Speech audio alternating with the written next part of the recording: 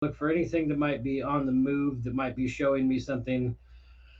If some flow shows up, like we had some really positive flow on BTU uh, a few weeks ago, and oh, there we go. Admit, admit. All right, everybody's in there, in now. So about 2 weeks ago, we saw our utilities sector on the rise up here. Okay, and when I saw that and I saw energy coming up a little bit, I went and started checking the next step. Right. So right now our flow sucks. All right, we do not have we had a red day on Friday, so we see money leaving every sector. Energy is staying kind of stagnant. Actually, energy is dipping. Financials have stayed kind of stagnant. Uh, I assume they're waiting for hike news. Okay, so we'll see. We'll see there. But check this and make note of what's on the rise and what's on the fall between 7 and 30 day to try to see where we're going. Now, one thing I'll point out: consumer discretionary. That's like what your Walmart, your Lowe's, things like that. Over 30 days, it's hanging pretty tight, right? So if it's hanging pretty tight, staples and discretionary do well in a downtrending market generally. So your Walmart, right? Walmart's going to be your biggest name. So the next thing I do, and I do this in the morning and the evening, just making sure nobody had any questions yet, is I go to Flash, I click Optional, I click Algo Flow Divergence right here, all right, and I start looking at what I see. So what's WDC? A bank, right? I don't know what AAM is. Google. Hey, Nobody Mr. cares. AP, I'm still seeing the sector rotation screen. You are? Yeah. Is anybody else seeing anything different? Yeah, I'm just seeing Let the me sector let me uh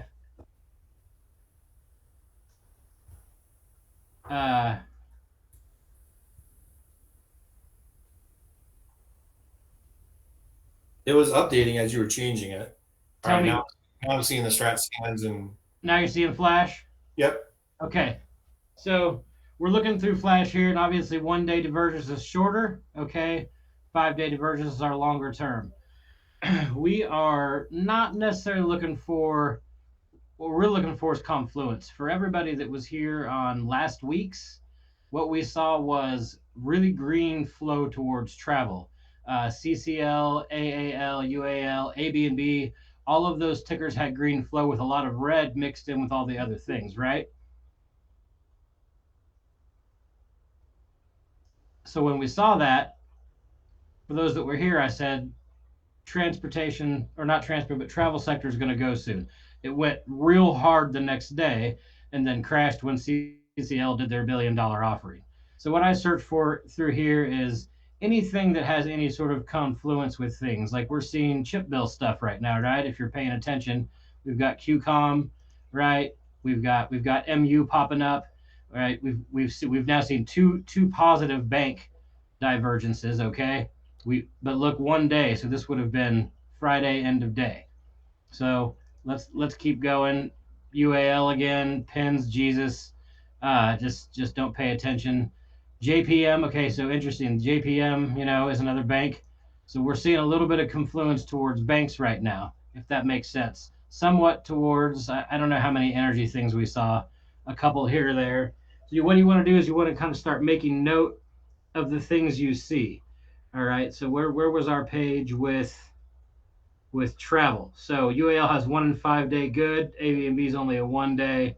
All right. So now the next thing that I would do is if I'm potentially looking to swing. Okay, let's go. Let's take a look at UAL. Did my screen switch for everybody? Yep. Yeah.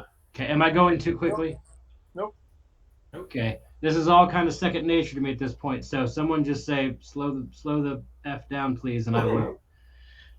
So my next step would be okay. So here is UAL, right? We're looking at our ticker.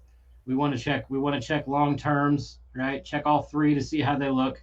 We've obviously got something. Okay, so they're all above, right? It's below a support right here. That's fine. What we want to see is what is actually carrying its weight. What's causing what's causing this to be positive? Right here and right here would be the two, right? That's an abnormal amount of flow for UAL. So what's that tell us? What that tells us is soon something might be released, right? We might get a piece of news, or maybe it's just due for a breakout. So our next step after this is we want to check these open interest. We want to see what they're looking like. And we want to check to make sure there's not an earnings play or some other crazy BS that's going to cause us to get IV crushed or end up somewhere bad. Let's go back to our medium time frame here and take a look at the chart, right? At 36.3, we're resting pretty nicely on this support, right? So if I'm looking actually in a normal market, I want to add that because the market's been crazy lately. In a normal market, I am looking for consolidation along something like this, plus that positive flow. Hey, Mr. ET, can I ask a quick question? Yeah, You started by looking at sector rotations, and then you went into flash looking for any potential indication of anything potential potential confluence between what I see raising here. in the sector What? rotation. Yeah, Okay, so if travel was dead bottom on the sector map and it was going down, you wouldn't be looking at those necessarily. correct, Okay. correct. What I'm looking for is two, two, two out of three confluence factors to make me think of a trade, if that makes sense. Yep. You don't need all three because you can do throughout the day. If you're having if it's a red day and UAL is getting trashed, right, and this flow doesn't leave, you check it later on and its flow is still around here, somebody is still anticipating, right? Nobody's going to spend close to $1 million on UAL calls unless they anticipate it moving. Got it. Thank you. Pretty much ever. I mean, it's a turd. Um, so those are the things I look for that are a little different and odd. I think we don't have them in here tonight, but one of my friend's dog we found Intech when it was bottomed out. I think those calls went for like 4,000%. CVX, no wait, CVX is that the pharmacy?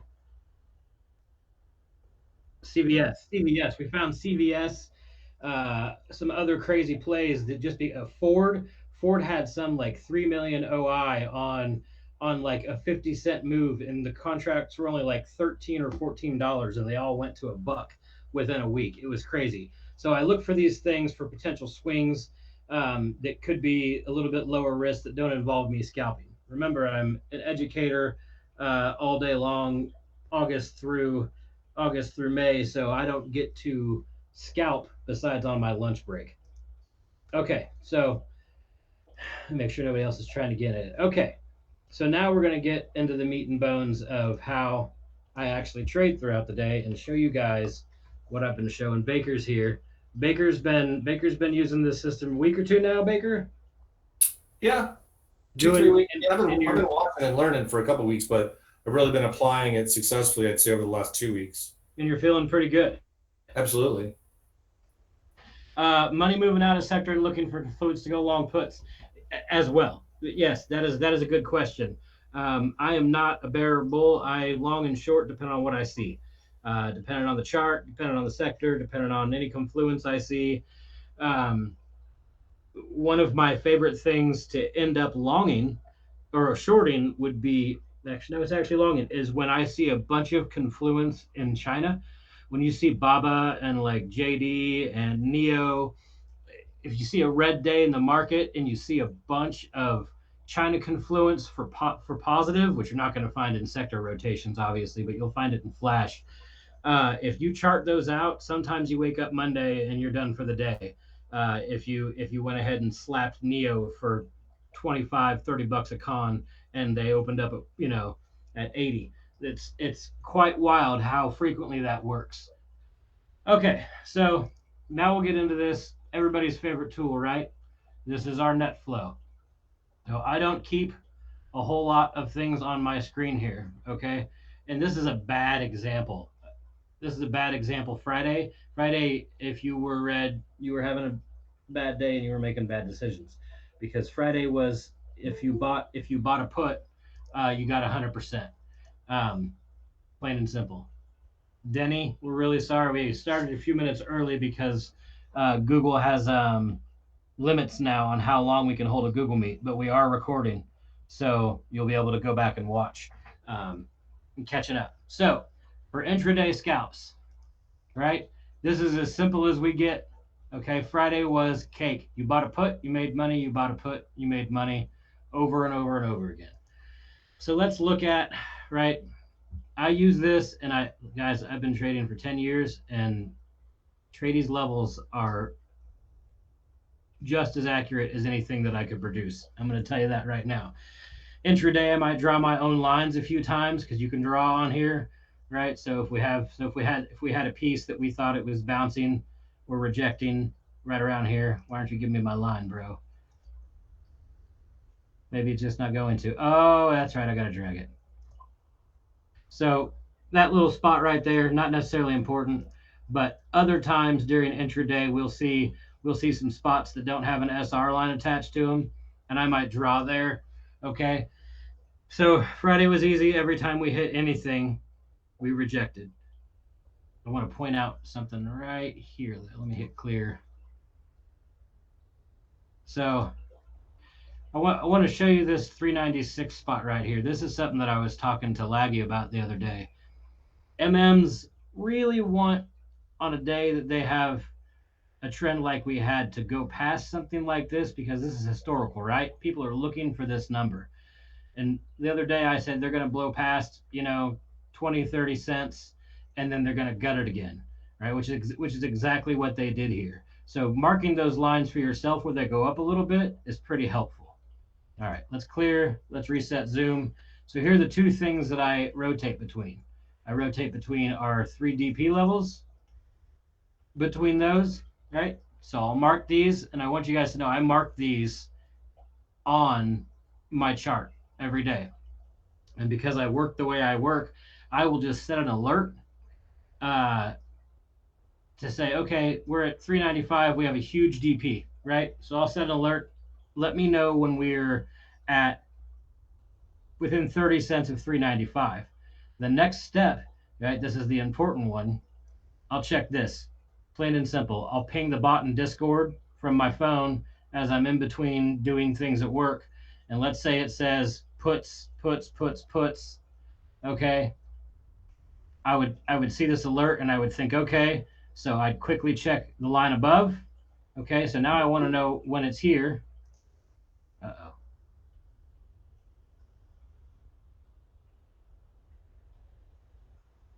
Difference between the difference between the 3D DP levels are when they were bought, I believe.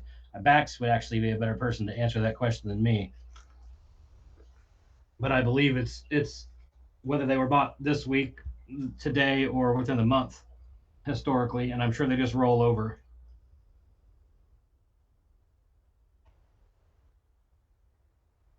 monthly. Yeah, is you guys can speak up or type. Am I making sense as to kind of what I'm looking for in my process? I don't use much on my screen. I trade from my phone. I set alerts for levels I'm looking for, depending on the trend of the day. Okay, so So go back to the chart if you would. yep. All right. So you got your dark pool levels up. The trading flow is looking bearish from Up the here, market. The those say market view bullish. was bearish, right? Huh? The market view was bearish though. Correct. You do not want to look at this algo. Right. So you're using that specifically for levels. Yes, this page, I should have said that in first. I use this page specifically for levels only. I do not pay attention to its algo at all. I do not read its heat maps. I do not look at its individual things. I don't care about its matrix, any of this stuff, right? A SPY heat map is something that needs to be ignored at all times. All right. So you got a 395 level and you set an alert for plus or minus 30 cents. Yeah, right around there. So let's say we're on a bullish trend day, right? Let's say net flow is green and pointing up. I'm setting around 30 cents for this level so I can begin to scale in for the bounce. Okay. And if you add your SR levels, right, there's gonna be some ones below. So now you see. So if you, oh boy, more people coming in. if you're looking, if you click the SR and the DP at the same time, you could see why I would scale into a long play with a positive net flow, right?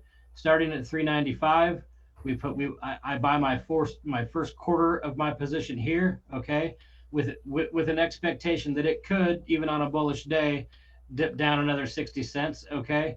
This would be the second quarter of my position, right?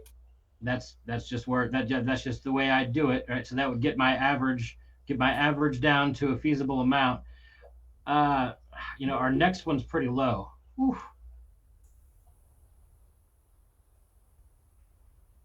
Now, are Let me you see if we buying? can. Maybe this is a stupid question, but are you buying calls at this point? If this is a bullish algo, if this is a Okay. bullish algo on Yeah. this, not on SPY, but on net flow on our Right. big boy. If Right. it's a bull, yeah, But if that it, one's bearish, so you're not buying yeah, calls at this point. right. So I wouldn't Okay. be buying calls at this point. Okay. What I would be looking for in any other case would be rejections off of these levels here, right? So you guys were in chat on Friday, and I said, here's a level. 396 is one that I called out. It went past a couple of times and went down, and then we bottomed out right here with this. We bottomed out right here on this support. Basically, we went below a little bit, and they knew what they were doing. They went below. They trapped some bears, made it look like it might dip some more, and then they ripped it up in today. Right, just barely getting that candle. Looks like it probably rejected actually off that 395. Um, so on a bearish day like this, every one of these resistances, right, is where we're waiting to buy our puts. We don't now. Friday is a bad example, like I said, because everything went down. I bought puts 20 different times throughout the day and just Right. rode them all the way down. It Yep. just kept happening over and over and over again. On a regular day, we don't get a clean trend like that. We get maybe 1 to 2 a week, and the other days we get chop. Okay, so during that chop, you are waiting. If you have a bearish algo, right, during that chop, you're waiting for a tap here, or if we're down here, you're waiting for a tap here. You want to scale into your resistances, okay? And as I told you before, just because it goes past resistance a little bit, if our day is bearish, okay, if our day has been bearish and the trend has been bearish, the likelihood of this going past and continuing filling that gap decrease because the day is bearish, unless there's news, right?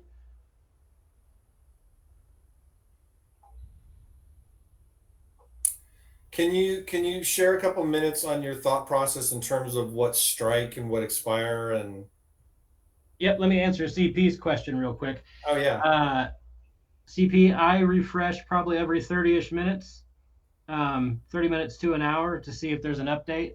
At that point, though, I've probably got all the lines drawn on my chart on my phone that I might need. And then it becomes sort of you just kind of keep an eye on the net flow and make sure you're not seeing a big shift and a big jump in calls or a big, or a big rise in puts depending on your bias for the day. All right, ask that question again, Baker. Sorry. Just when you're scalping throughout the day, and what I've found is as long as it's not a big trend day, you can still scalp in the chop. But I was wondering, for me personally, and I'm still learning, what are you typically looking at in terms of strike and expiration date? I mean, Uh,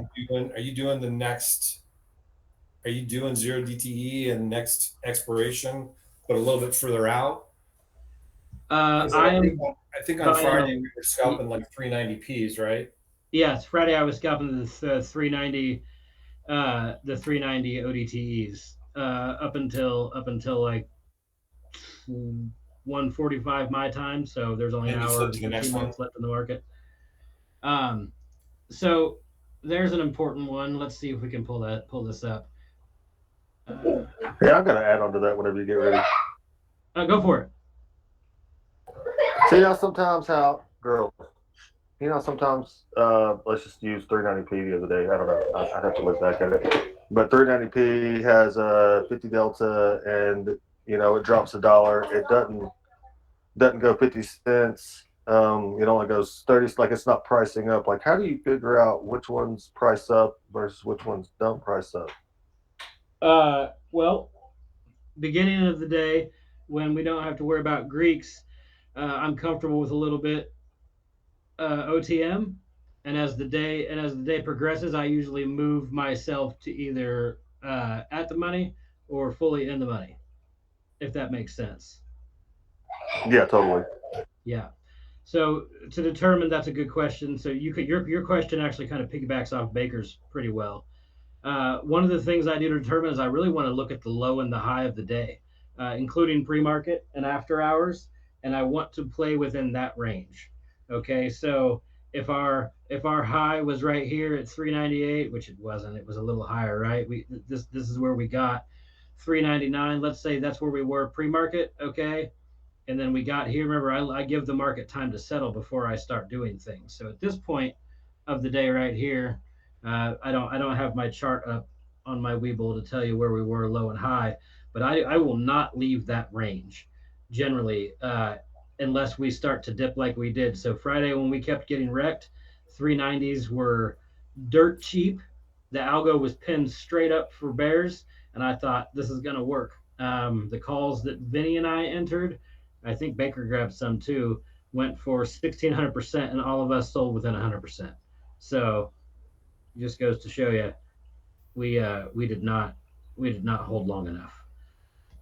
You could I'll have take turned 100% $137 every day. call and they went to 550, so you could have turned $37 into 550. But I don't hold that long, generally. What was your question? Oh, I was just saying I'll take 100% all day or a day. My exits are unrelated to support resistance levels, just straight percent or with SR. Okay, that's a great question, CP. I buy a ton of contracts and like to get out around 10%, if that's okay. Um, sometimes, oftentimes, we're on the right side of a trade before I can sell at 10%. A lot of times it's 30, 50, 60% before I can sell. Um, by being patient and only trying to take 2 to 5 trades a day, your chances of catch. Sorry, I hurt my back, so every time I breathe, uh, every time I breathe, I wince a little bit. I was doing work on my son's bathroom. What have we told you Um, about breathing? yeah, stop it. Aliens shouldn't do it. So that's a really good question, CP. I am a percentage based trader.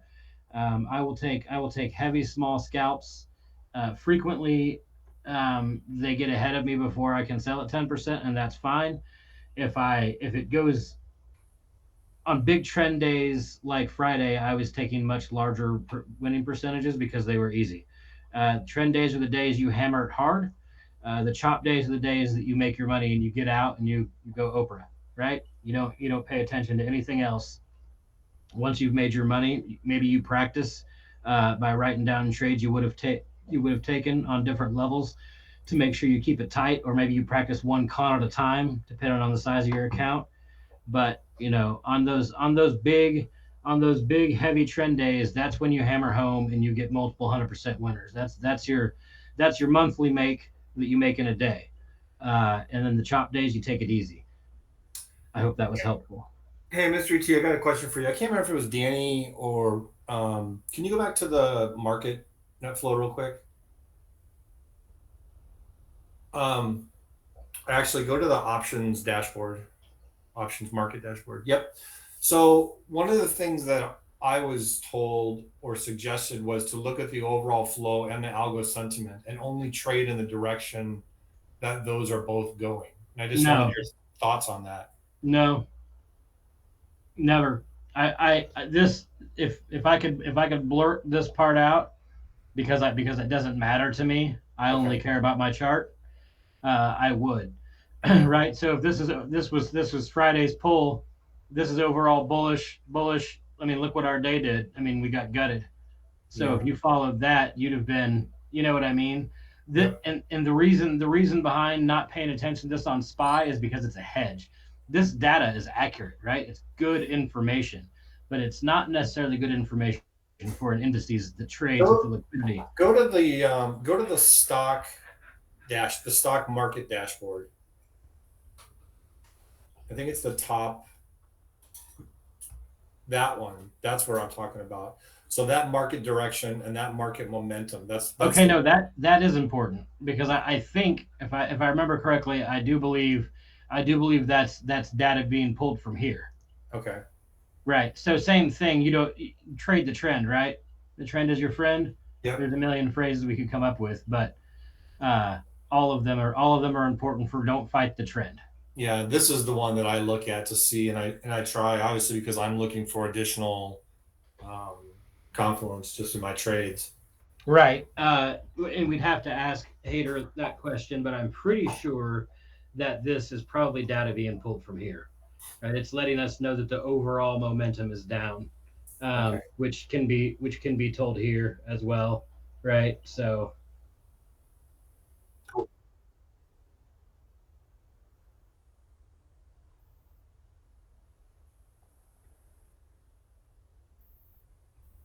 right.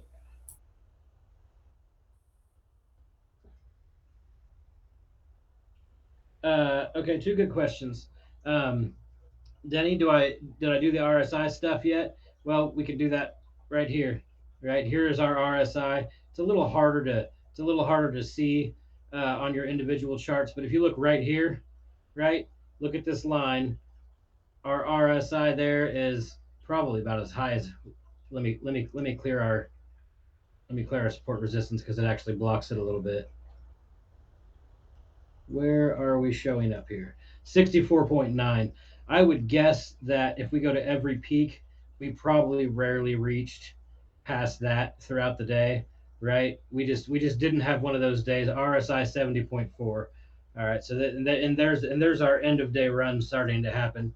Um, but every one of these peaks, I don't you don't trade with Weeble, I don't think. Every one of these little peaks here is a short entry as long as it lines up. Let's go back to our SR levels. And Goldie, I saw your question. I will get to you right after this one as well. I'm not ignoring you. Um, so these are all happening a little bit over, right? But I bet you because this chart here has some different levels marked than this one, some of these RSI peaks are going to be closer. Okay, if I could have one wish, it would be that I could get my DP levels and my just touched my screen. You guys couldn't see it. Just wishing for it. If I could get my DP levels and my SR lines and my RSI on one chart, that'd be fantastic. All right. So what's this? What's this candle right here for us? 398.91. Okay, so let's come back here and just check to see if there's any confluence there. Look at that. So when we checked that DP level, right, 398.91, we blew a little bit past it with some high RSI, and then we cratered. Does that make sense?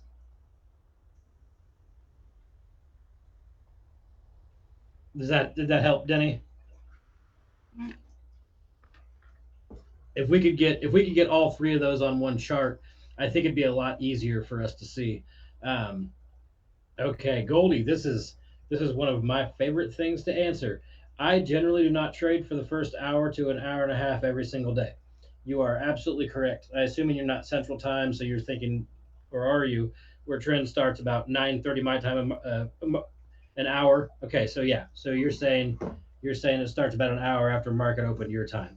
Yep, that is usually when I start to see the confluence, right? We'll start seeing things here.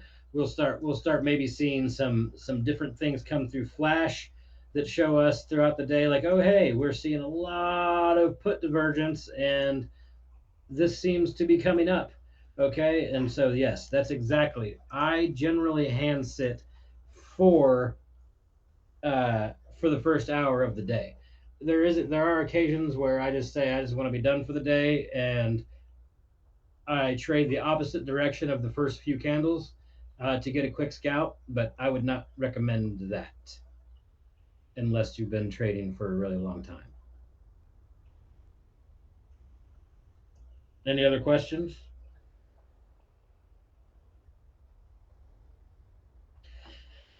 Uh, yeah, Bone. I'm hoping that they line up a little bit, like we saw in this example here, where we went past a little bit on our support resistances. which we had equal, but we ended up being around right here. That's good enough for a short. I would have probably started scaling here, which is the same spot on this one, right? Depending on RSI, our RSI was pretty hot then, 61.8. So we were close enough to start our scale before we rejected that DP right around there. And like I said, they'll MMs will purposely blow past the level just enough to get the opposite direction excited, right? So right here, guarantee you, bulls bought calls, and I think this is the exact time of day that we all know it was this one right here, wasn't it, Bone? That we all bought puts and just everything just cratered after that, and we all made a bunch of money really fast. While everybody else was buying calls, we switched to puts because of this tool right here. I mean, it was this, and it was a combination of supports and DPS and all those things. And I said DP again. RSI targets for entry. How do I stop out? Yep, I'm a robot, Denny. I set a percent. You also have to remember that since I scale, my percent may be down 30 on my first buy, right? So I am 10% of my full buy-in. Right? Every position gets the same amount of money dedicated to it, so it's 10% of that loss, if that makes sense, from my scales.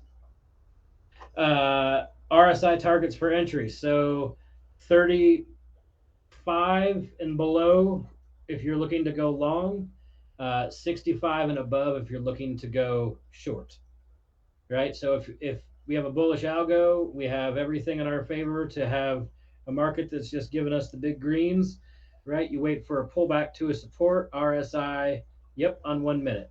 RSI around 30 to 35 on that pullback, enter calls, right? And let me show you something here. Let me see if we can get a view of it.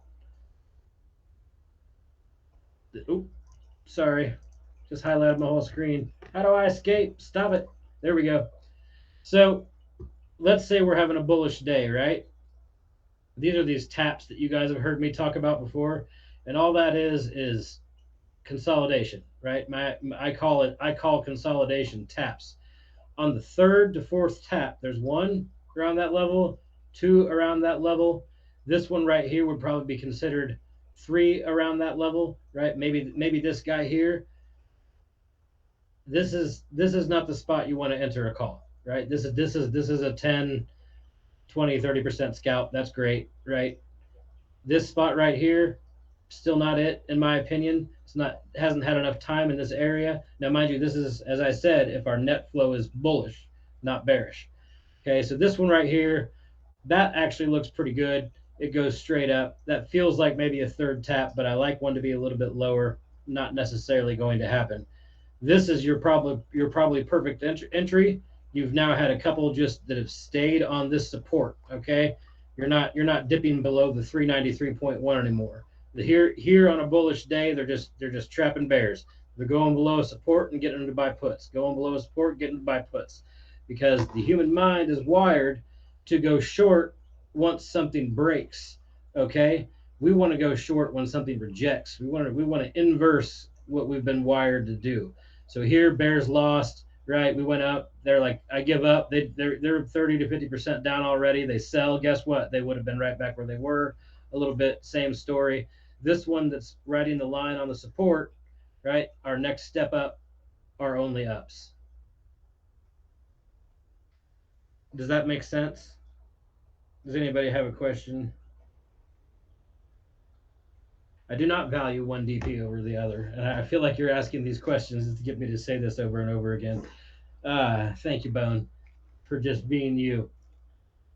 I don't really value one over the other. I just use them as supports and resistances.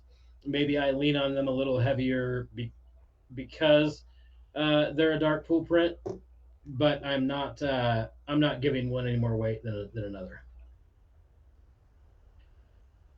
Okay, Vinny. Yes, it is tough being this attractive and an alien. Flash tutorial. Merce, I can walk you through that. I mean, you really don't need larger dark pool size, the better. Larger the dark pool size, the better. Always CP. Merge for Flash. You really, I mean, there's a good video that'll show you how to use all this. Never clicked it before. I click my two toggles and I come down here to start trying to find confluence and plays. So looks like we should have checked A, B, and B while we were there, right? Since travel had some since the travel sector had UAL with so many hits. So once again, A, B, and B's got a nice short term algo, decent long term algo. It's being carried by these right here. And that was Friday, so they got hosed. Um, so we scratched that one, right? 722 is over. They don't have money anymore. Any other questions?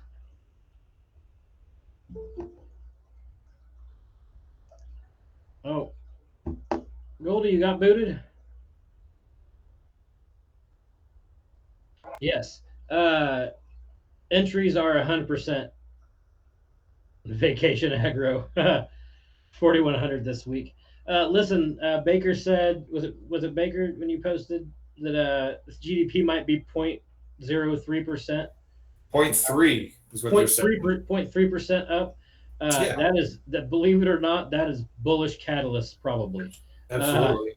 like that's so dumb to think that we made it by a literal hair, and that's bullish. But it might send us if that's where it goes. Well, that's just Um, expected, so we'll see. I yeah, just think there's too many catalysts this week with all the big ER and everything. yeah. If I'm going to give you, and I was talking to Baker last night, if I could give you all a little bit of advice for this week, if you haven't been trading a long time, or if you're uh, a little concerned about what could or couldn't happen, all of the catalysts this week will blow any DD, any charting, and any flow that you found that you find interesting out the door. Um, this week is an hour to hour basis, and we can go back to normal on next Monday, right? We want to not go heavy, not try to overnight things, not try to find these neat plays like ABNB and UAL. Um, we can try to find confluence, right? Um, if anybody watches Flash, last week we had three positive Flash days, or three negative Flash days. Everything was a negative divergence. Tuesday, Wednesday, Thursday, and then Friday we gutted. So if those people bought puts on Tuesday, they were still screwed, to be honest, because we continued to go up. If they averaged down all the way into Thursday, they probably actually made pretty good money come Friday. But we don't want to play that way. We don't want to gamble our money away. Um, we don't want to chance it this week. So my best advice would be to take a deep breath and play hour by hour and keep the time news is coming out for all information. Um, Up on a screen somewhere so you know exactly when news could drop because you don't want to be riding 120% play that goes an instant 80% down because of a candle because the Fed said something or Biden said something or GDP came out or whatever. So keep those dates up on a calendar on another screen or those times, the exact time in your time zone they go. So any other question? We have 10 minutes before this Google Meet says it's going to kick us out. Nothing. How would everybody feel about maybe one more? We could do this as often as you want. It's going to be the same system, but we can kind of talk through things we took together and things we talked about in chat. Um, I'd like to do one after a market session, right? I'd like to do it after a session instead of waiting all weekend, so we can kind of have live in our brains the things that we did. This week's going to be a wash because news is going to keep messing us up, but uh, maybe next Monday or next Friday after we get a full day trading session in. Like I said, let's get through this news week because there's not going to be anything we can do besides trade the trend on a minute to minute basis. But we'll give a week's break. Everybody ask questions in chat about how I do all this, like always, and we'll keep going through, and then we'll do an end of day recap. Um, we'll do an end of day recap a week after, one week from now, basically, um, on a Friday. and we'll just go through everything we saw. Do you have, hey, one quick question. Do you have anything, any kind of trade journal or anything that does any kind of analysis for your trades? Yeah, actually, I log everything. Entries, exits, where it ended. Um, when I sold, I write down my mental well-being for the day. Okay. Did somebody yell at me and cause me to be in a bad mood early in the morning? Like, did one of my subordinates treat me poorly because they were upset with something, um, and put me in a bad mood? Did I make a bad trade based on that? Everything. But I you're doing used it to on write down paper. what I ate, but I don't do that anymore because it's a banana every day. So I don't really need to write banana every single day. But you're doing it paper. Yeah, I do it on paper. Okay. I really do. You just got to kind of keep a whole picture of what's going on, not just in the market, and not just with the trends, but with your own psychological thought process. Because trading is literally 10% TA and Yeah. 90% mental. Yeah. If you Makes can sense. if you could manage the own risk inside of your head, and rewire yourself to do the opposite of what they want you to do, you'll be all right. Anything else? All right, let's plan on what's the. Let me look at the date real quick. Um, so this week ends on the 29th. So let's plan on either the first or the fifth for a daily recap. All right, everybody, and we'll go through, and if you want, log some stuff, write some questions down. Bax and I are going to try to see if Discord will let us do a one where I can share screen, doesn't have a time limit, so we can just kind of keep going for as long as we need to. Other than that, love y'all a long time. Glad you showed up. Thank you. Yep.